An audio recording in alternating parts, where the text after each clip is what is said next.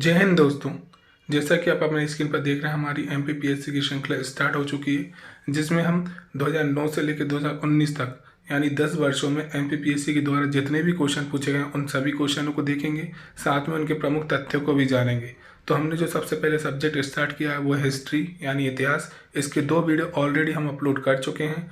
अगर आपने अभी तक उन वीडियो को नहीं देखा है तो जाकर जरूर देखें। तो चलिए मैं वन बाय वन आपको क्वेश्चन बताऊंगा।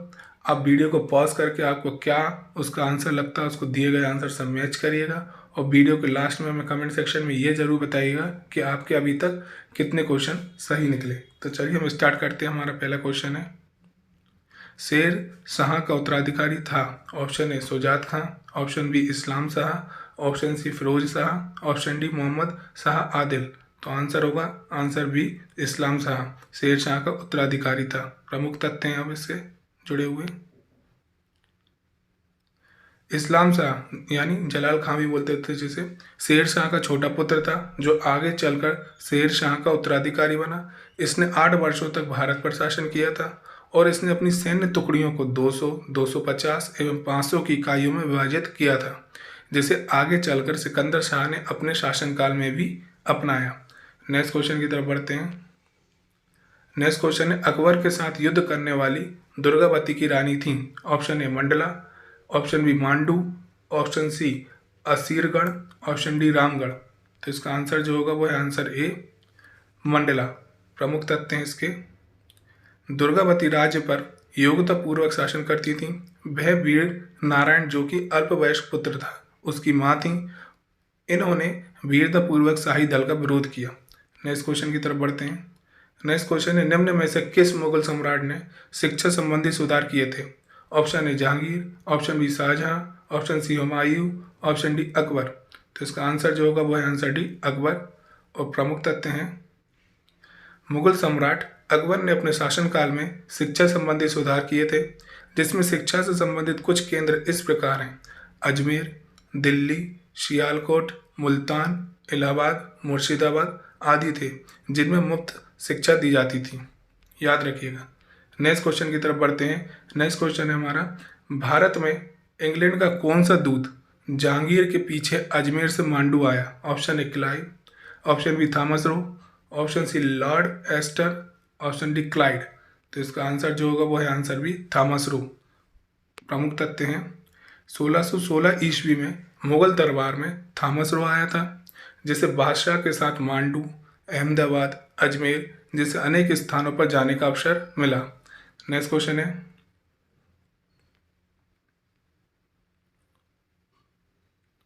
खुसरो किस मुगल बादशाह का पुत्र था। Option A Akbar, option B Jahangir, option C Shahjahan, option D Bahadur Shah प्रथम।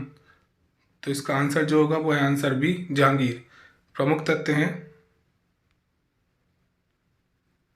जहांगीर की राजपूत पत्नी मानबाई का पुत्र खुसरो था, जो जहांगीर का सबसे बड़ा पुत्र था। खुसरो ने 1616 ईस्वी में अपने मामा मान सिंह एवं ससुर मिर्जा की शह पर अपने पिता जहांगीर के विरुद्ध विद्रोह कर दिया। इसके बाद भैरववाल नामक स्थान पर दोनों के बीच युद्ध हुआ, जिसमें खुसरो पराजित हुआ। नेक्स्ट क्वेश्चन की तरफ बढ़ते हैं। नेक्स्ट क्वेश्चन है, प्रसिद्ध तानसेन का मकबरा स्थित है। ऑप्शन ए आगरा में, ऑप्शन बी ग्वालियर में, ऑप्शन सी झांसी में, ऑप्शन डी जयपुर में। तो इसका आंसर है आंसर बी ग्वालियर में तानसेन का मकबरा स्थित है। प्रमुख तथ्य हैं, अकबर के दरबार का प्रसिद्ध संगीतज्ञ तानसेन था, जो कि अकबर के नवरत्नों में से एक था। अकबर ने तानसेन को कंठभरण वाणी विलास की उपाधि प्रदान की। याद रखिएगा। नेक्स्ट क्वेश्चन की तरफ बढ़ते हैं। नेक्स्ट क्वेश्चन है, तानसेन का मूल नाम क्या था। Option A Makarchand Pande, option B Ramtanu Pande, option C Lal Kalawant, option D बाज बहादुर। तो इसका आंसर जो होगा वो है आंसर बी रामतनु पांडे। प्रमुख तथ्य हैं, अबुल फजल के अनुसार तानसेन बहुत अच्छा संगीतज्ञ था। उससे पहले भारतवर्ष में 1000 वर्ष तक कोई भी अच्छा गायक नहीं था। तानसेन ने अपनी शिक्षा ग्वालियर में पूरी की, जो कि राजा मानसिंह द्वारा स्थापित किया गया था।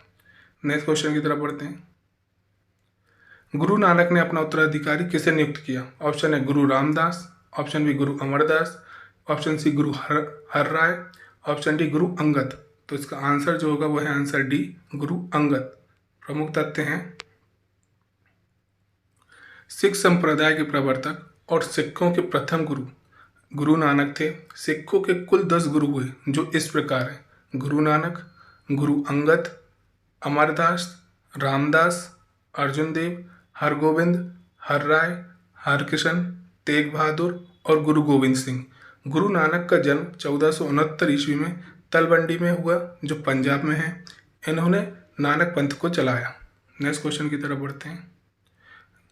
निम्न में से किस सिख गुरु ने खालसा पंथ की स्थापना की थी? ऑप्शन है गुरु Govind Singh, option B Guru Tegh Bahadur, option C गुरु अर्जुन देव, ऑप्शन डी गुरु नानक देव। तो आंसर है इसका आंसर है गुरु गोविंद सिंह। प्रमुख तथ्य हैं गुरु गोविंद सिंह सिखों के 10वें गुरु थे। इन्होंने ही खालसा पंथ की स्थापना की और प्रत्येक सिख को अपने नाम के आगे सिंह लगाने को कहा तथा प्रत्येक को केस, कंघा, कृपाण, कच्छा और कड़ा रखने के आदेश दिए। कड़ा जो हम पहनते हैं कलाई में, आपने देखा होगा। शिवाजी के गुरु का नाम क्या था? Option A Ramdas, option B Tukaram, option C Baman Pandit, option D Gag Bhatt. तो इसका आंसर जो होगा वह है आंसर ए रामदास। प्रमुख तथ्य हैं गुरु रामदास को समर्थ रामदास भी कहा जाता है जो शिवाजी के गुरु थे। 12 वर्षों तक इन्होंने भारत का भ्रमण किया।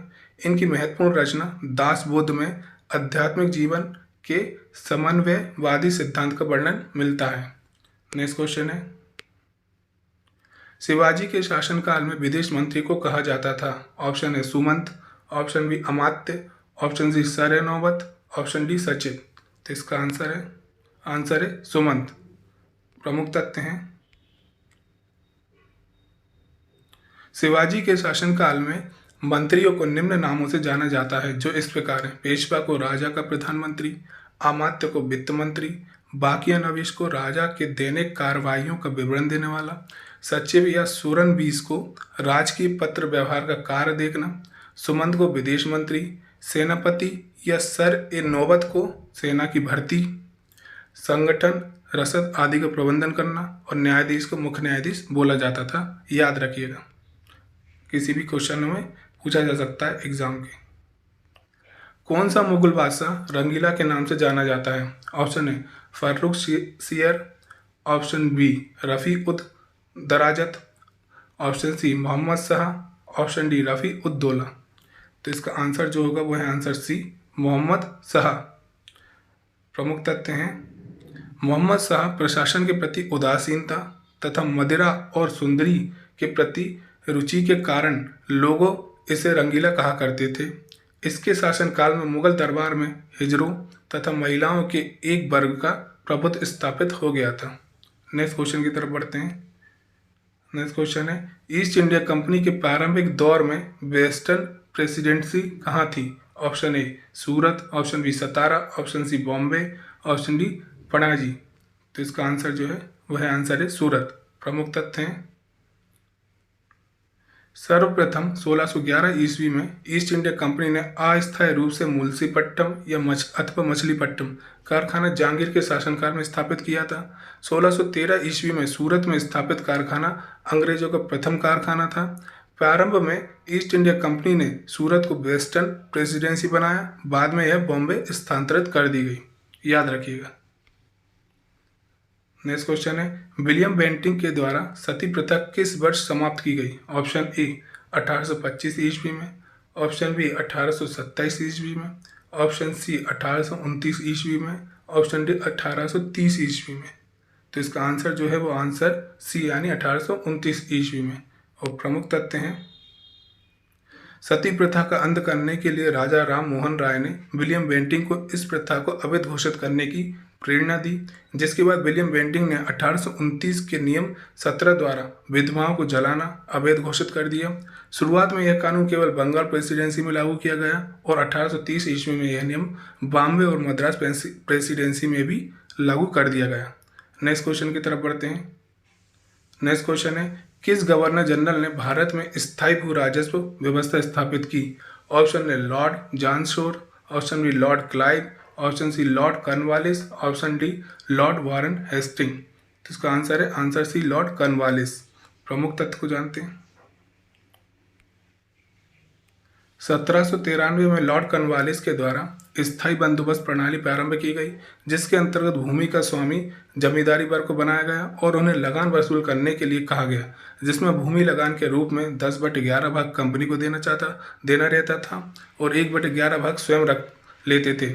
यदि कोई भू स्वामी लगान देने में समर्थ नहीं हो पाता था तो इससे भूमि कंपनी द्वारा वापस ले ली जाती थी। याद रखिएगा। नेक्स्ट क्वेश्चन की तरफ बढ़ते हैं।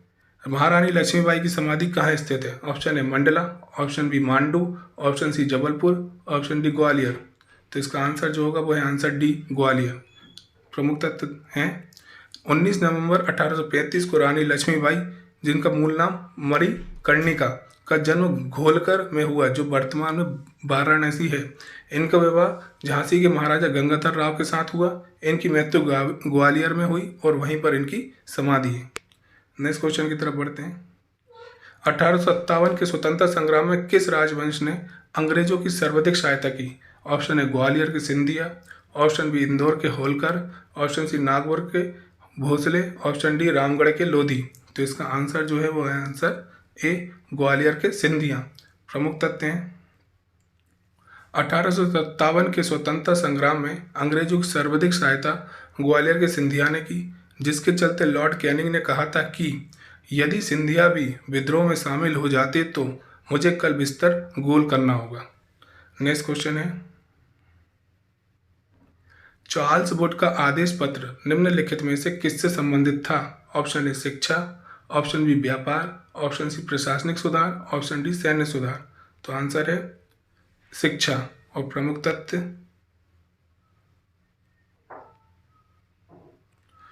औपनिवेशिक शासनकाल में चार्ल्स वुड द्वारा 19 जुलाई 1854 को एक घोषणा पत्र जारी किया गया, जिसमें भारतीय शिक्षा को विस्तारित करने की योजना प्रस्तुत की गई, जिसे वुड डिस्पैच कहा गया, जिसमें शिक्षा के उद्देश्य, माध्यम और सुधारों पर विचार किया गया था। इस घोषणा पत्र को भारतीय शिक्षा का मैग्ना कार्टा भी कहा जाता है, जिसमें सरकार ने पाश्चात्य शिक्षा के प्रसार पर बल दिया, जिसे लाने का उद्देश्य यह था कि दिखने में व्यक्ति भारतीय हो और अंदर से ब्रिटिश के नियम कानून को मानने वाला और मनवाने वाला हो।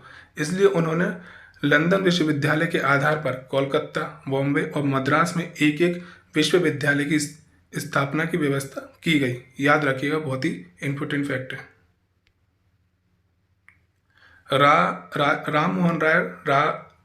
राम मोहन राय को राजा की उपाधि से किसने विभूषित किया? Option A Aurangzeb, option B Robert Clive, option C Mahatma Gandhi, option D Akbar द्वितीय। तो इसका आंसर जो है वो है आंसर डी अकबर द्वितीय। और प्रमुख तथ्य राजा राम मोहन राय ने ब्रह्म समाज की स्थापना 1828 में की, जिसमें उन्होंने मूर्ति पूजा का विरोध किया और एक ब्रह्म की पूजा का उपदेश दिया, इसमें सामाजिक रीति रिवाजों एवं धार्मिक कर्म कांडों के लिए कोई स्थान नहीं था और मानवता के प्रति प्रेम और सेवा पर बल दिया। इनकी मृत्यु इंग्लैंड के ब्रिस्टल में 27 सितंबर 1833 को हुई, जहां उनकी समाधि है। याद रखिएगा।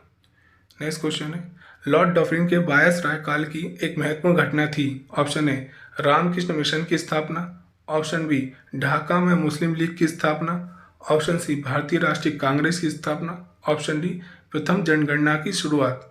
तो आंसर है आंसर सी भारतीय राष्ट्रीय कांग्रेस की स्थापना।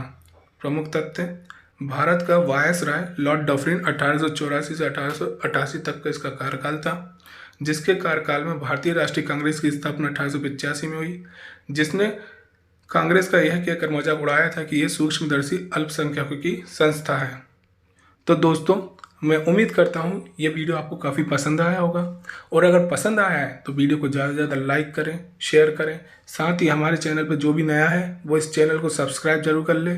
साथ ही बेल आइकन जो दिया हुआ है उस बटन को भी दबा लें, ताकि हमारे वीडियो की जो भी लेटेस्ट नोटिफिकेशन है ना वो उस तक सबसे पहले पहुँच सके। Thank you so much.